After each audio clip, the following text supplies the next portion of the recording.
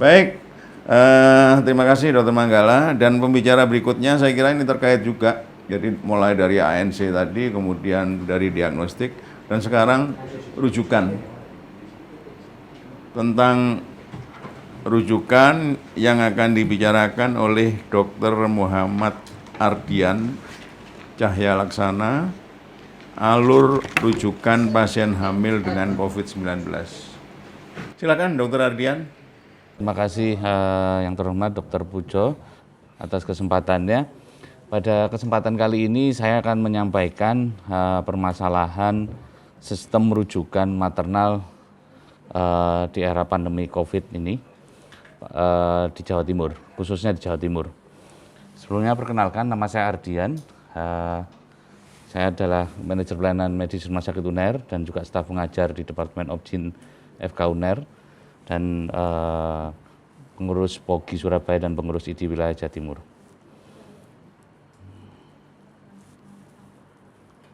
Ya, apakah sistem rujukan COVID-19 ini bermasalah? Tadi sudah disampaikan oleh Dr. Gala, bagaimana rumah sakit saat ini harus berjibaku menghadapi hal ini. Dan ternyata dari beberapa kesempatan, dari beberapa diskusi yang ada, baik di level POGI Surabaya ataupun Penakib Jawa Timur yang kemarin kita lakukan diskusi bersama, ternyata masalah-masalah itu memang cukup banyak di lapangan, khususnya di daerah. Dan masalah ini memang sudah di-highlight, baik itu di level nasional maupun di level daerah. Kita lihat di sini bagaimana Pak Presiden sendiri minta bahwa sistem rujukan pasien COVID-19 ini perlu dibenahi, perlu diperbaiki. Dan ini ada juga Dewan atau DPRD Jawa Timur juga menyoroti bagaimana carut-marutnya sistem rujukan COVID ini. Hal ini merupakan hal yang wajar karena ini seperti kita mendapat wabah ini datangnya tiba-tiba sehingga ini membuat kaget kita semua. Nah, kalau hubungannya dengan sistem rujukan pada pelayanan maternal, maka kita kembali lagi bagaimana sebenarnya sistem pelayanan maternal ini dibangun. Kita tahu bahwa ada dua pendekatan besar pada sistem maternal, yaitu risk approach dan emergency approach. Pada risk approach di sini ada KB, kemudian ada ANC, kemudian di emergency approach ada bagaimana penataan persalinan dan pertolongan pasca persalinan. Saya ingin membicarakan ini dalam sistematika ini. Jadi bagaimana masalah kesehatan reproduksi atau KB, apakah KB terdampak? Kita lihat saja dari data bahwa BKKBN Jatim mengatakan jumlah peserta KB merosot selama pandemi. Ya. Jadi selama pandemi ini jumlah peserta KB ini merosot. Di Surabaya sendiri banyak yang drop out sekitar 6,58%. Kabupaten Gresik 10,3%, Sidoarjo 6,5%. Yang notabene Surabaya, Gresik, dan Sidoarjo ini adalah juga penyumbang pasien COVID yang terbanyak di Jawa Timur. Mengapa KB ini menjadi merosot? Isu-isu yang muncul adalah salah satunya adalah banyak pasien takut untuk datang ke rumah sakit atau vaskes karena masalah COVID, takut tertular dan sebagainya. Nah, kalau KB ini nanti tidak segera diatasi, maka bisa terjadi ledakan populasi. Berikutnya adalah masalah ANC. Apakah COVID ini juga bermasalah di ANC? Nah, pembicara sebelumnya pasti sudah menyampaikan hal ini. Saya akan menyampaikan sebuah data dari Rumah Sakit UNER bahwa kunjungan poli Obgyn turun kurang lebih 50%. Yaitu antara 70 sampai 100 pasien per minggu. Yang sebelumnya kita bisa melayani sampai 200, mungkin karena ketakutan. Atau kalau kita lihat lagi lebih dalam bahwa ternyata pasien-pasien ini didominasi trimester 1 dan trimester 2. Ini menarik karena sebelumnya kami banyak mendapatkan rujukan dari Puskesmas maupun BPM itu pada pasien-pasien trimester 3. Ya, saat ini bergerak pasien trimester 1 dan trimester 2. Kami mencoba menganalisa, kami mencoba mewawancarai pasien dan beberapa puskesmas pengirim. Ternyata karena puskesmas sendiri memang sedang sibuk untuk bagaimana melakukan tracing pasien COVID, sehingga pasien maternal menjadi mungkin sulit diatasi sehingga harus dirujuk ke rumah sakit yang lain. Nah, hal ini akan kami khawatirkan akan berdampak pada kualitas layanan ANC di Vaskes 1. Berikutnya adalah masalah persalinan, yaitu natal care. Bagaimana? Apakah ini terdampak? Nah, kita lihat hal yang fundamental yang terdampak adalah nakes, tenaga kesehatan. Tenaga kesehatan ini menurut data dari Dinas Kesehatan Jawa Timur bahwa 5% dari seluruh pasien COVID positif di Jawa Timur itu adalah tenaga kesehatan, cukup banyak. Jadi 5% dari pasien COVID positif adalah tenaga kesehatan. Nah, kalau kita lihat datanya dengan negara lain, Indonesia termasuk dengan nakes yang terbanyak yang terdampak pada masalah COVID ini. Nah, dampaknya apa? Apabila nakes ini terdampak, maka untuk menjalankan operasional rumah sakit akan sangat terkendala. Kita lihat saja bagaimana ini sebuah contoh kasus dari Kabupaten B di Jatim ya. Saya samarkan saja namanya B begitu ya.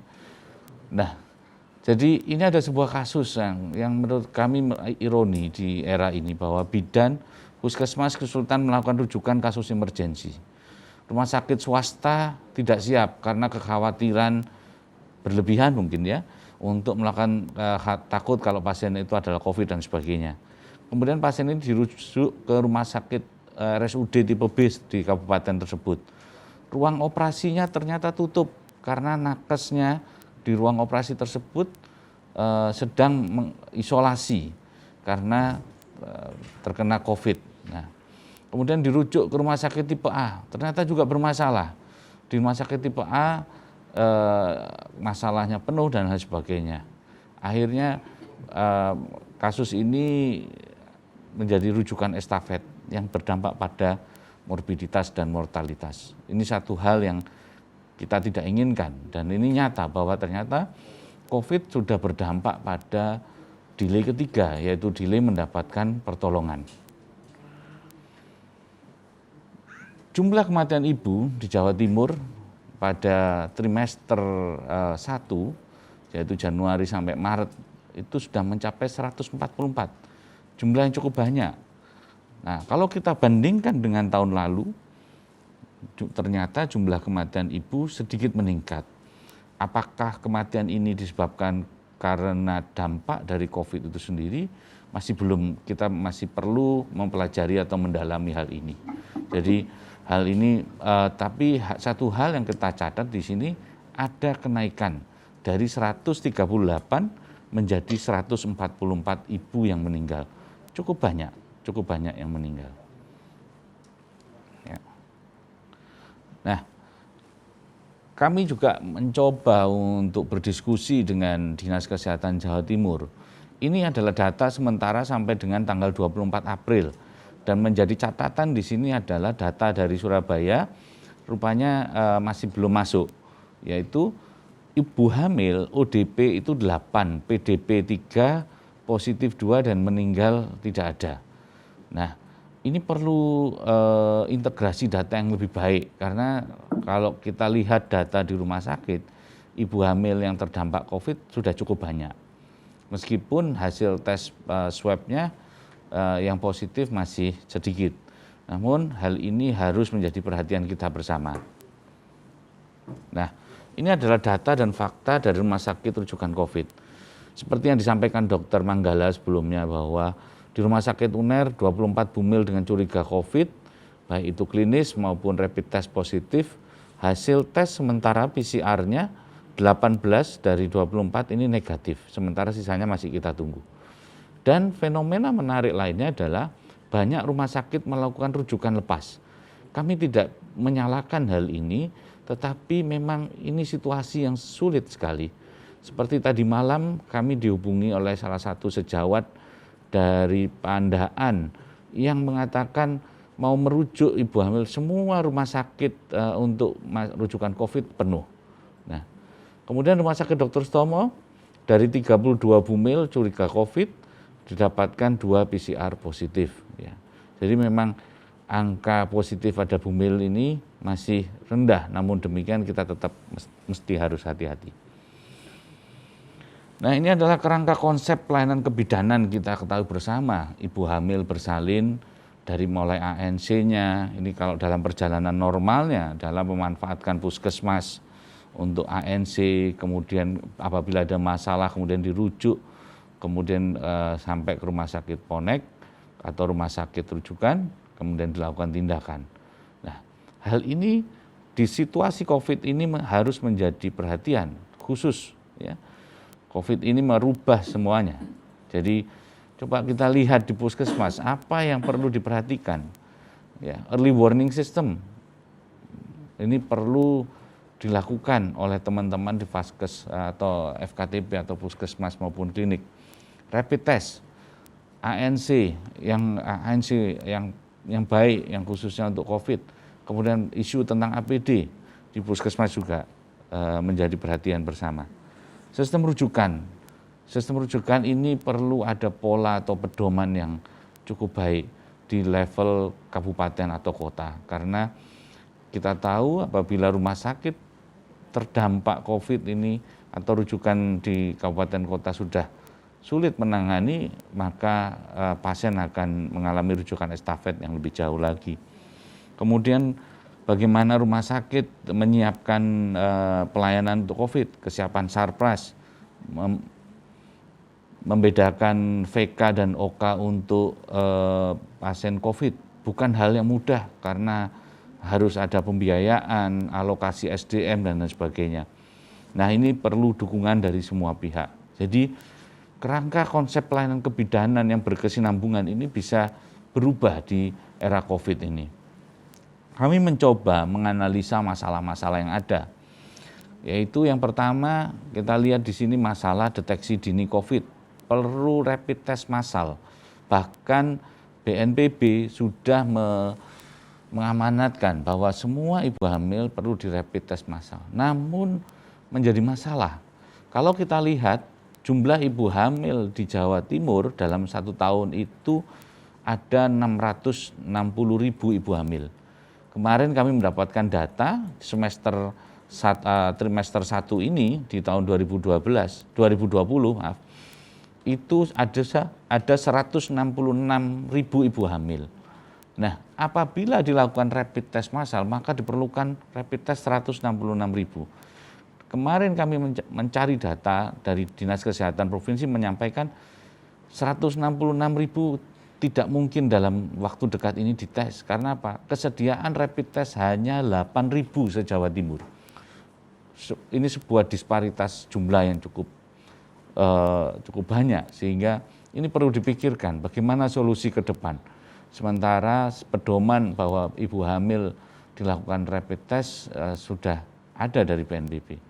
Kemudian masalah lain, ketidaklengkapan data informasi, kemudian kurangnya kesiapan nakes dan vaskes, dalam hal ini adalah isu tentang bagaimana APD-nya, dan masalah yang berikutnya adalah ketidakpatuhan dan stigma masyarakat. Apa akibatnya? Bumil dan bulin bisa menjadi sumber penularan yang tidak terprediksi, nakes juga terdampak. Kemudian kita langsung saja pada solusinya. Kita berharap ada penyediaan rapid test massal yang cukup banyak. Jadi kemudian adanya sistem informasi yang terintegrasi. Kami mengapresiasi Satgas Covid Jawa Timur sudah membuat sistem informasi, namun untuk sistem informasi maternal ini perlu kita dorong agar lebih baik lagi. Kemudian penyediaan sarpras, APD, kemudian insentif bagi nakes, terutama di puskesmas dan di rumah sakit khusus COVID. Dan penguatan peran lintas sektor ini di level masyarakat. Karena pada dasarnya puskesmas dan rumah sakit adalah garda paling akhir apabila COVID ini menyebar sedemikian rupa. Intervensi jangka pendek yang usulan Penakib Pogi Surabaya, yaitu memperkuat sistem rujukan, kemudian partisipasi dan konsultasi antar layanan kesehatan, menjaga kualitas pelayanan ibu hamil, memfasilitasi jenis pelayanan ibu hamil selama pandemik dan membatasi transmisi COVID-19. Hal ini selaras sebenarnya dengan apa yang dilakukan oleh Penakib Jawa Timur. Nah, ini yang dilakukan Penakib Jawa Timur, bagaimana memperkuat layanan KIA, baik di Vaskes 1, kemudian pelayanan kesehatan rujukan, dan pemberdayaan masyarakat. Kami mencoba bagaimana pelayanan ibu hamil pada masa pandemi ini, yaitu ini yang perlu kita kuatkan nanti bagaimana pada Vaskes 1, bumil ODP atau OTG yang sehat mungkin di rumah dulu, kemudian isolasi, kemudian apabila bersalin, nah tanpa penyulit maka mungkin pada pasien-pasien ODP bisa dilakukan di puskesmas yang menjadi rujukan, puskesmas Ponet mungkin.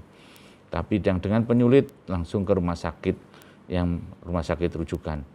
Bagi ibu-ibu resti, sesuai seperti yang disampaikan oleh Ibu Puju Dakyati, segera saja rujukan dini berencana untuk ke rumah sakit rujukan. Namun apabila bumil tersebut PDP dan terkonfirmasi, dari awal sudah harus bekerja sama atau berkoordinasi dengan rumah sakit rujukan. Berbagai pedoman sudah dihasilkan oleh Kemkes, ya, silakan dibaca. Jadi pedoman ini sudah sangat banyak. Pedoman sudah sangat banyak sehingga sudah cukup pedoman ini, tinggal nanti bagaimana menerjemahkan dalam bentuk juknis. Nah, ini tugas kita bersama untuk membantu Kemkes, membantu Dinas Kesehatan Provinsi menerjemahkan pedoman-pedoman ini agar mudah dipahami oleh teman-teman kita di lapangan.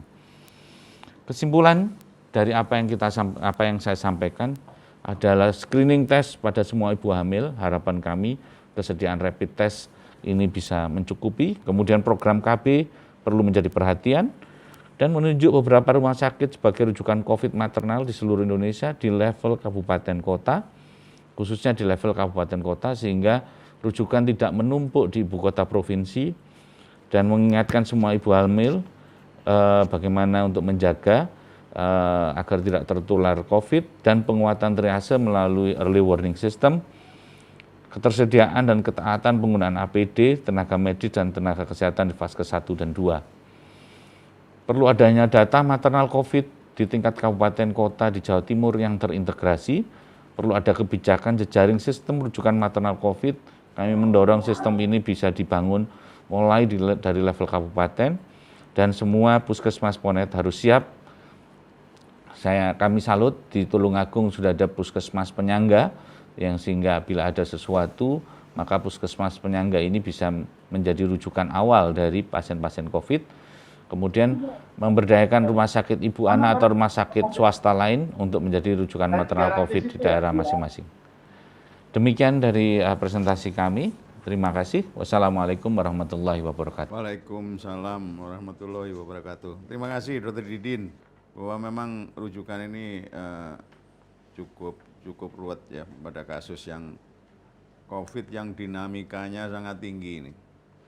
Mungkin ada perbedaan kalau dulu rujukan itu sebelum pandemi ini yang dirujuk itu rujukannya justru terlambat. Kalau sekarang malah kalau bisa dini-dini sudah dirujuk karena ketakutan dan sebagainya, dan saya kira ini memang faktual ya. Jadi persiapan, peralatan dan sebagainya mungkin teman-teman juga sangat khawatir juga.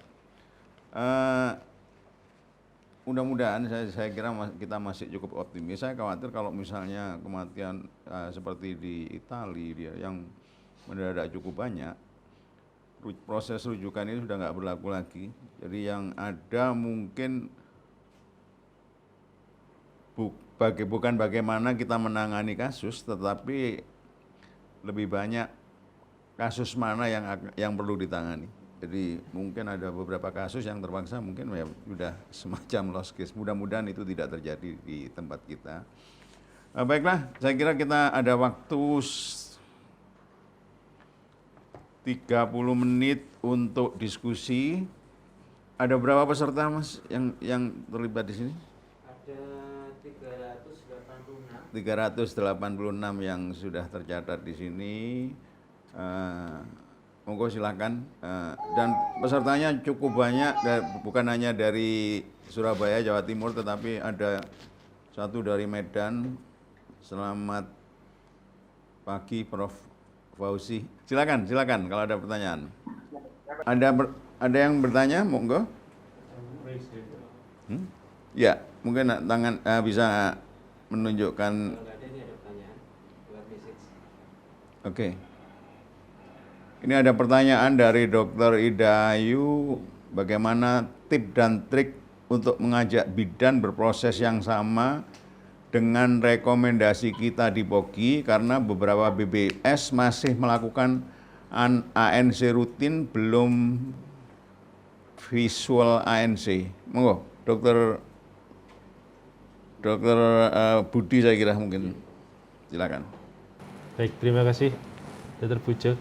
Jadi kalau kita lihat bagaimana kita mengajak stakeholder yang lain, saja kita harus pertama kali ya kita harus membangun rujukan di tingkat kabupaten, kesepakatan di tingkat kabupaten kota, sehingga ada sosialisasi masing-masing profesi baik di IB, di ID, POGI dan sebagainya, sehingga terbentuk semacam kesepahaman.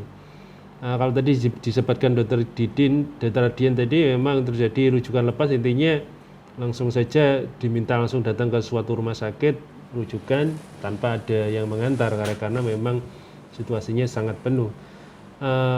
Sehingga kalau bisa memang semuanya ada kesepahaman, jadi dikumpulkan. Jadi kami kemarin di Jawa Timur juga melakukan kesepahaman di bawah Dinas Kesehatan Provinsi agar semuanya satu visi, kalau bisa seperti itu. Kalau bisa dilakukan pembangunan sistem rujukan. Jadi memang di bukan di kebijakan bagaimana pelayanan ibu anak di era pandemi ini sudah disarankan, sudah ada pembagian tugas yang jelas bagaimana di FKTP, bagaimana di FKRTL, itu sudah jelas baik di bidan maupun di di rumah sakit. Jadi intinya komunikasi ya Pak? Saya kira iya Dok. Jadi komunikasi yang baik dari semua stakeholder tanpa harus saling menghilangkan peran masing-masing. Iya Dok. Saya kira dan itu rasanya harus kita bangun terus ya. Tidak pada era pandemi saja juga. Apalagi untuk ibu hamil yang begitu banyak. Dokter Adian mungkin ada pendapat? Oke, makasih dokter. Jadi memang ini menarik dokter untuk ANC virtual ya, karena memang Juklak dan Juknisnya belum ada. Namun demikian kebutuhan untuk ANC yang sesungguhnya ini juga penting, karena dengan ANC yang kita khawatirkan dengan ANC telemedicine ini, khawatirnya kualitas ANC yang sesungguhnya menjadi bermasalah. Oleh sebab itu perlu memang dibangun komunikasi di level kabupaten kota antar stakeholder untuk menyelesaikan ini. Bagaimana mensepakati ini? Memang kemarin sempat ada usulan bahwa ANC ini tetap saja dilaksanakan sebagaimana mestinya, namun tetap menggunakan protokol-protokol kesehatan yang ketat sehingga penularan COVID bisa dicegah. Di samping itu juga pada waktu ANC kita mengedepankan early warning system untuk vaskes pertama pada pasien-pasien yang dicurigai COVID. Oke, terima kasih dokter. Oke, Dokter Manggala mungkin ada. Okay. Jadi ini memang baru ya masalah telemedicine, tetapi saya kira dari telemedicine kita sebetulnya bisa memandu pasien. Apakah sudah dilakukan ini, apa yang harus dilakukan, terus sebaiknya menghubungi siapa. Itu saya kira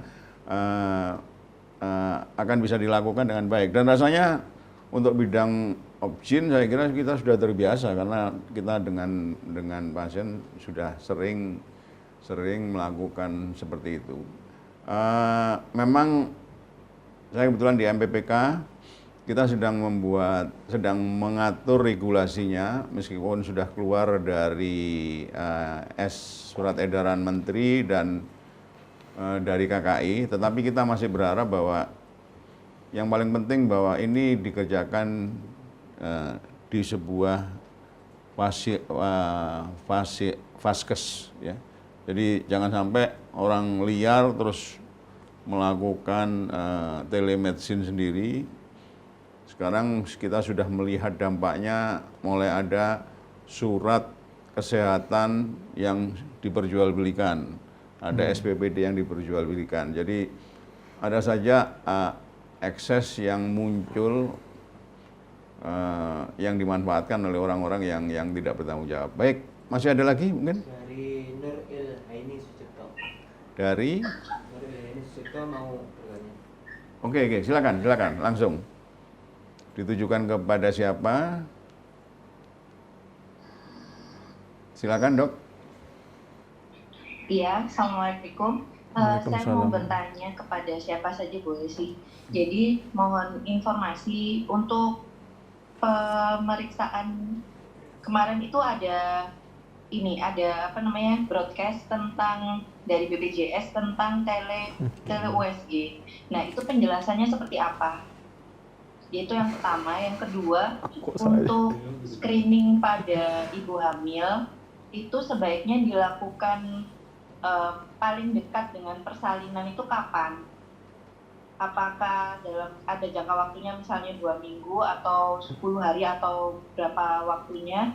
Terus yang ketiga, seperti yang kita ketahui, misalnya pada saat kita udah screening, kemudian mungkin screeningnya itu menyatakan bahwa dia kemungkinan tidak COVID sampai PCR atau mungkin yang sampai ke sana. Nah, itu apakah perlu pada saat sudah terdeteksi bahwa beliau ini, ibu hamil ini tidak COVID, itu apakah perlu beliau untuk diisolasi mendekati masa persalinan? Karena saya mikirnya itu, ya mungkin pada saat dia selesai screening, dia baik, kemudian persiapan persalinan, apakah nggak ada yang bisa menjaminkan dia akan kontak dengan siapapun seperti itu. Terima kasih, dokter. Baik, terima kasih. Silakan mungkin yang Dokter Manggala dulu yang tentang ya yang paling angel. Enggak, kalau USG nanti saya kira semuanya bisa menjawab. Jadi mengenai pemeriksaan tadi. Ada dua pertanyaan tadi yang saya tangkap. Yang pertama mengenai kapan kita melakukan screening ya. Mungkin perlu dipahami yang tadi saya jelaskan bahwa kondisinya virus, perjalanan grafiknya virus, perjalanan grafiknya PCR, perjalanan grafiknya antibody, itu kita harus pahami semua. Jadi sebenarnya nggak bisa kita melakukan screening jauh hari sebelumnya, nanti memastikan kondisi saat itu gimana. Jadi memang screening itu harus kita lakukan pada saat ya pasien itu datang ke rumah sakit. Kita harus tahu kondisinya pada saat itu. Nggak bisa kita tunda sebelumnya. Jadi mungkin jawabannya seperti itu. Lalu yang ketiga apa tadi ya? Isolasi. Mengenai isolasi ya. Ini sesuatu yang sangat bagus sekali. Jadi kita selalu menganjurkan ibu-ibu hamil terutama yang sudah mendekati persalinan, kalau bisa mereka juga melakukan isolasi mandiri ya. Jadi sewaktu kontrol sebelumnya, misalnya di trimester 3 ada kontrol sekali ke dokter, kondisinya bagus, nggak ada masalah, bisa saja pada saat persalinan tiba-tiba dia terkena COVID. Jadi sangat dianjurkan sekali ibu hamil itu ya sebelum persalinan benar-benar stay at home, jangan kemana-mana. Jadi isolasi mandiri itu sesuatu hal yang bagus sehingga pada saat persalinan tidak bingung. Begitu pada saat persalinan ternyata ada screening yang positif dan dirujuk kemana-mana, pasti itu akan stressful juga untuk ibu hamil. Jadi sangat penting untuk mengedukasi ibu-ibu hamil yang mau melahirkan untuk tetap berada di rumah. Mungkin itu. Iya. Tele USG ada yang komentar? Ya. Saya kira tele USG mungkin yang dimaksud ya kadang-kadang BPJS agak terlambat ya. Memang kita ingin mengusulkan seperti di Amerika itu Medicare sudah membiayai telemedicine. Jadi telemedicine ini berbayar dan dokternya pun mendapatkan sesuatu dan diganti oleh Medicare. Nah, kita berharap mungkin BPJS, tetapi ya, melihat berita yang terakhir seperti ini saya kok tidak terlalu optimis. Tetapi yang jelas pada era pandemik ini yang kita hindari betul adalah kontak dengan pasien. Ya. Tujuannya bukan apa-apa, tapi tujuannya sebetulnya untuk mengurangi resiko penularan dari pasien terhadap petugas. Dan kalau petugasnya ini kena, nanti semakin lumpuh nanti. Ini yang, dan kalau tidak ketahuan, petugas ini juga akan menjadi penyebar atau penular ke pasien-pasien yang lain. Ini sebetulnya yang kita harapkan, bukan hanya sekedar bagaimana mengatasi, mengobati atau memanage ibu hamil, tetapi justru lebih banyak ke bagaimana memotong rantai penularan ini. Ini karena sangat penting. Ada lagi Mas? Kita masih ada waktu saya kira. Mungkin saya nambahkan sedikit Oke, silakan. mengenai tele USG. Jadi saya sempat melihat presentasinya ya. Sepertinya ini masih belum jadi suatu surat keputusan atau apa dan lain sebagainya. Saya lihat presentasinya dari BPJS Pusat. Memang mereka ada wacana suatu tele USG, tapi sepertinya masih belum jelas, belum ada petunjuk teknisnya. Untuk era pandemik ini atau Untuk era pandemik ini, karena buat saya sebenarnya yang dibutuhkan, benar kata moderator, bahwa kita harus mengurangi transmisi virus ya. Jadi kalau tele USG itu tetap tenaga kesehatan melakukan USG, hanya saja USG itu dikonsulkan dari FKTP ke FKRTL. Jadi daripada seperti itu ya mending USG langsung di FKRTL. Jadi nggak berulang-ulang, dan apalagi kalau USG itu sangat hand ya, sangat tergantung pada tangannya. Kadang-kadang kita nggak bisa menginterpretasikan langsung dari USG. Cuma apapun itu sepertinya ini masih wacana ya, belum ada petunjuk teknis yang jelas. Jadi mungkin kita akan mengikuti terus perkembangannya. ya. Ada lagi Mas? Ya, izin dok bertanya. Silakan. Dari Hoki Medan. Dari mana Mas? Hoki Medan dok. Dari Medan. Oke, silakan. Ini dok, berapa hari belakangan ini kan kita ada dapat beredar di medsos petunjuk praktis pelayanan kesehatan ibu hamil dan bayi baru lahir selama pandemi. Ini asalnya dari gugus tugas tertanggal 5 April. Kalaulah memang ini sesuatu yang resmi, agak lama juga ini beredarnya karena udah sebulan lebih gitu ya. Nah, di dalam, saya nggak tahu apakah ini ada koordinasi dengan POGI dalam pembuatan rekomendasi atau protokol ini. Nah, di dalamnya ini kan ada pernyataan bahwa rapid test ini harus dilakukan pada semua FKTP pada persalinan, di semua FKTP pada semua persalinan. Kemudian di rumah sakit bukan hanya persalinan, tapi ANC juga harus dilakukan rapid test. Nah, masalahnya kan rapid test tidak semua tersedia di FKTP apalagi gitu, sedangkan rumah sakit saja belum tentu semua punya. Dan rapid test ini kan macam-macam, mulai dari yang paling bagus sampai yang paling jelek itu ada gitu. Dan versi juga tidak menganjurkan rapid test ini sebagai salah satu syarat untuk dapat dilayani di rumah sakit. Ya, jadi banyak pedoman yang beredar ya, dan kayaknya pedoman ini meskipun dikeluarkan oleh banyak atau instansi yang boleh dikatakan bertanggung jawab atau berwenang gitu, tapi banyak pedoman-pedoman ini saling berkontradiksi dengan pedoman-pedoman lainnya gitu, bahwa rapid test tidak tersedia di sebuah tempat, bahwa rumah sakit juga tidak mengizinkan semua pasien. Bahkan dari beberapa kasus yang kita terima di Medan, kalau dilacak ke tempat asalnya gitu ya, gugus tugas tempat tidak mengizinkan rapid test dilakukan dengan alasan bahwa itu bukan suspek COVID dan sebagainya. Jadi bagaimana kita bisa melakukan pencegahan yang baik kalau begitu banyaknya rekomendasi atau protokol yang sama-sama saling tumpang tindih dan dibuat oleh banyak badan-badan yang mengatakan dirinya paling berwenang gitu. Baik, makin bingung lagi, makin buat bingung masyarakat dan kita yang di rumah sakit gitu dok. Ya. Mungkin itu ininya. Terima kasih dari Medan, Roksi. Ini kebetulan Dokter Budi Pras dan Dokter Didin ini juga teman-teman dari Oksi. Silakan. Baik, memang tadi sudah saya katakan bahwa kami pun ada beberapa yang perlu didiskusikan, Dok. Makanya itu perlu didiskusikan. Apakah ini bisa visible dilakukan atau tidak. Justru itu yang kami katakan tadi bahwa ini masih perlu didiskusikan. Tentu kemarin aja apakah hanya antenatal care hanya saat gawat darurat, kita akan menyingkirkan suatu upaya screening kehamilan risiko tinggi. Apalagi sekarang kita masih jangan sampai hanya konsentrasi pada COVID, tapi penyakit-penyakit yang sebagai penyebab kematian maternal yang utama, misalnya preeklamsi, hipertensi, kemudian penyakit jantung jadi terlewatkan. Jadi tidak ada screening yang seperti biasa yang dilakukan.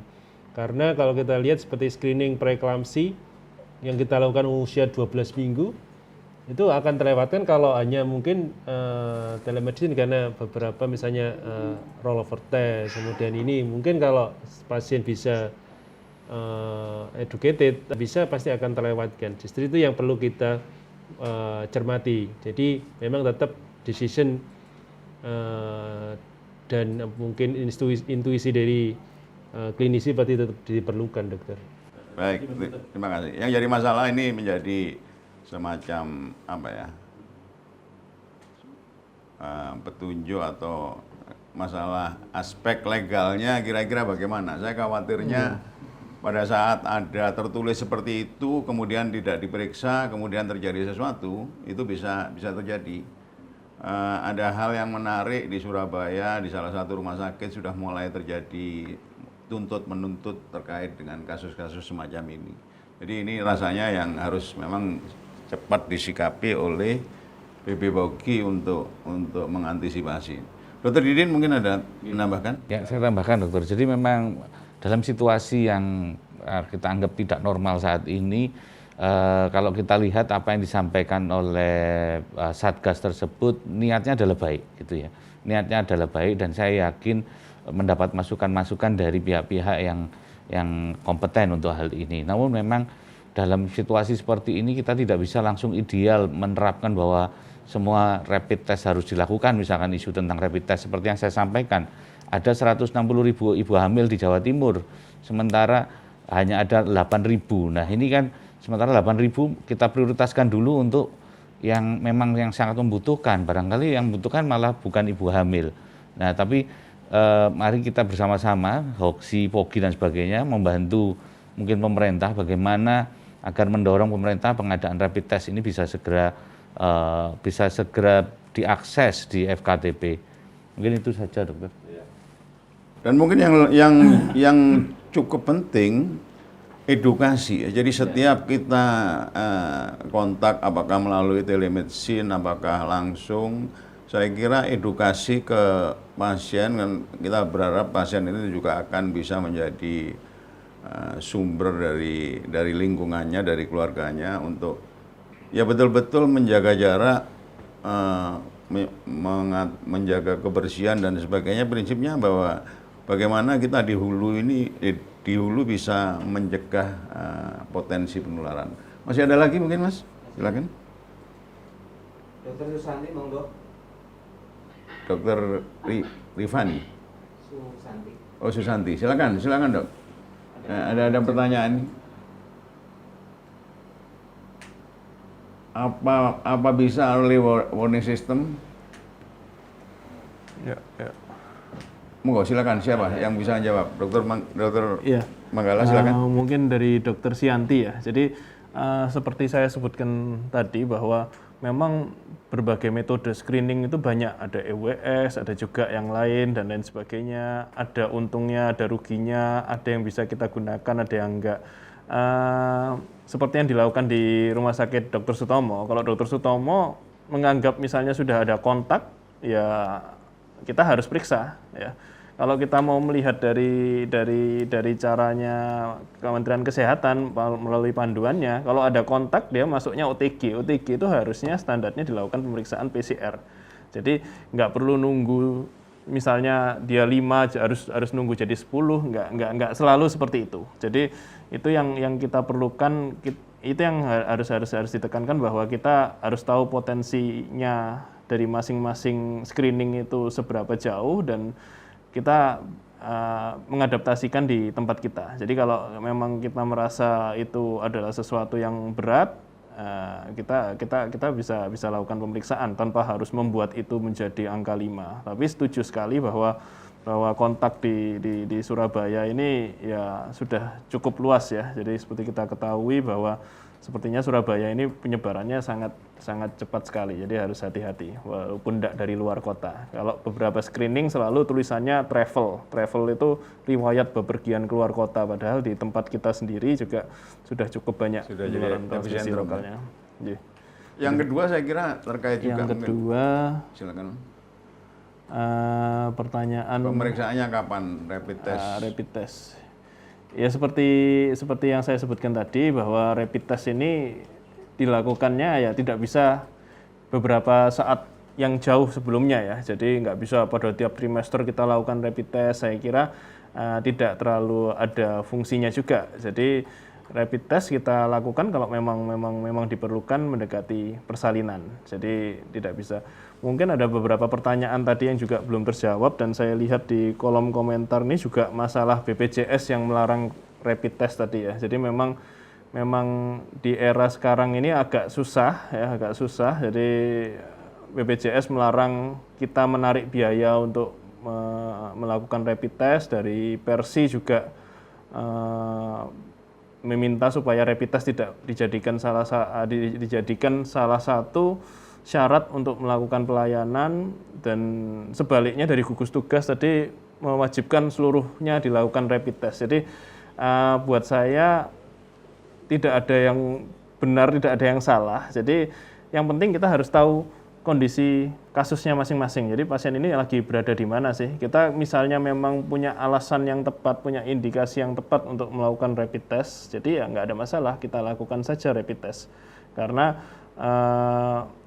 yang penting kita punya alasan terhadap itu. Jadi kalau kita misalnya ditanyakan apakah ini menjadi syarat dan lain sebagainya, saya kira rapid test bukan satu-satunya cara screening ya. Jadi screening harus banyak hal yang harus kita tanyakan dan kita periksa, dan rapid test cuma menjadi salah satu aja screening. Jangan sampai rapid test saja. Jadi misalnya orang mau melakukan pelayanan harus di rapid test dulu, tapi kita nggak meriksa yang lainnya. Saya kira itu kurang tepat juga. Ya, jadi kalau jawabannya hanya mendekati persalinan, rasanya kok juga kurang tepat ya. Karena sebetulnya tujuan rapid test ini memastikan klien atau ibu hamil ini berpotensi, dia mempunyai potensi sakit untuk dirinya sendiri yang bisa potensial untuk memberat, dan juga potensial untuk menularkan ke orang lain. Itu saya kira itu.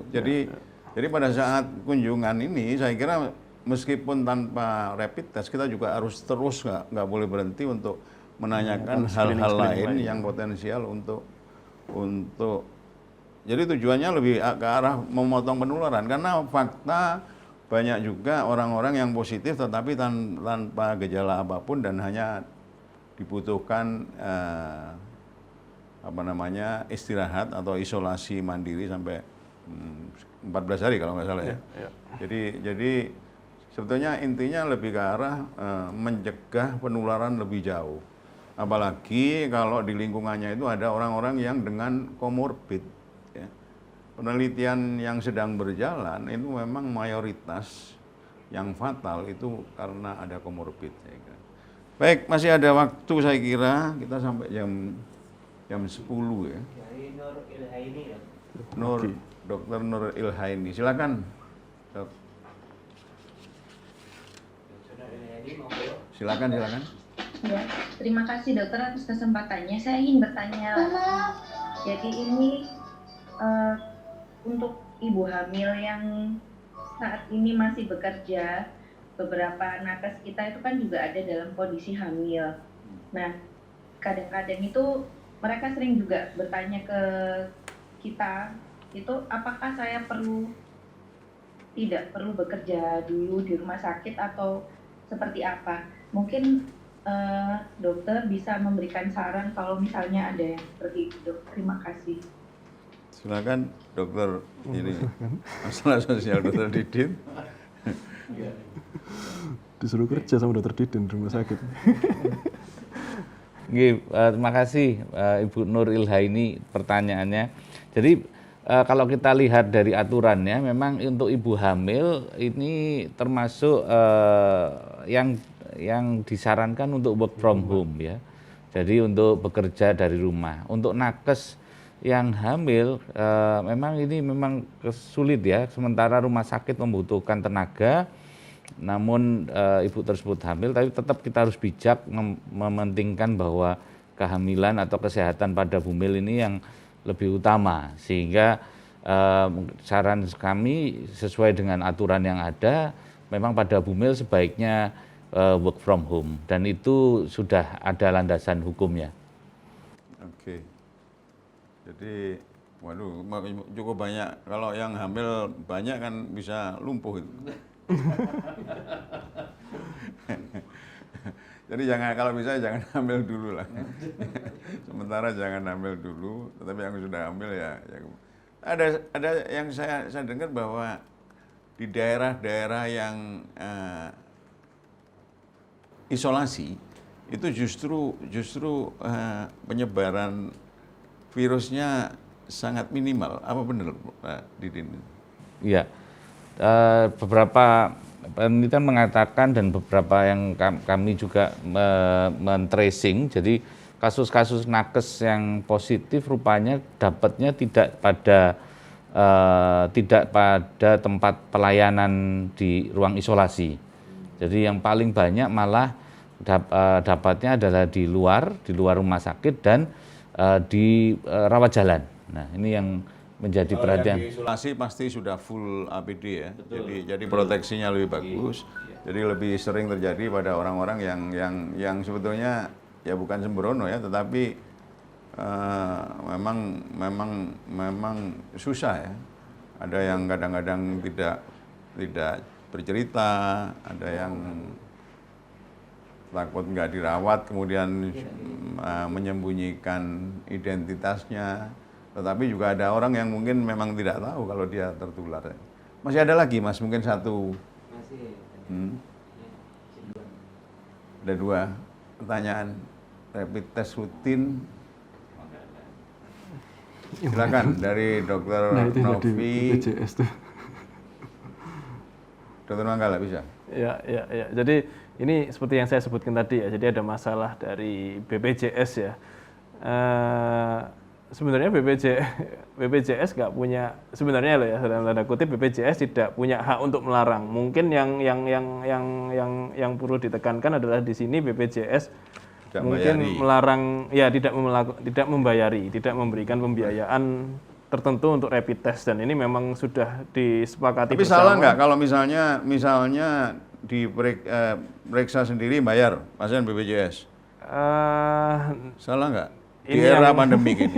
Ini yang menjadi pertanyaan karena dari BPJS sendiri selalu menekankan bahwa pada pasien BPJS tidak boleh ada iur biaya yang dikeluarkan di tempat yang lain. Cuma memang benar ini eranya lain. Ini wabah, ini pandemi. Saya kira semua stakeholder perlu memikirkan hal ini bersama. Jadi jangan semua bagian saling ngotot-ngototan dengan bagiannya masing-masing. Jadi itu penting sekali. Jadi mungkin perlu dibicarakan bersama bahwa harusnya demi penurunan transmisi kita harus lakukan segalanya yang terbaik. Ya, jadi nanti bisa jadi bumerang. Kenapa saya kok tidak pernah dites? Betul.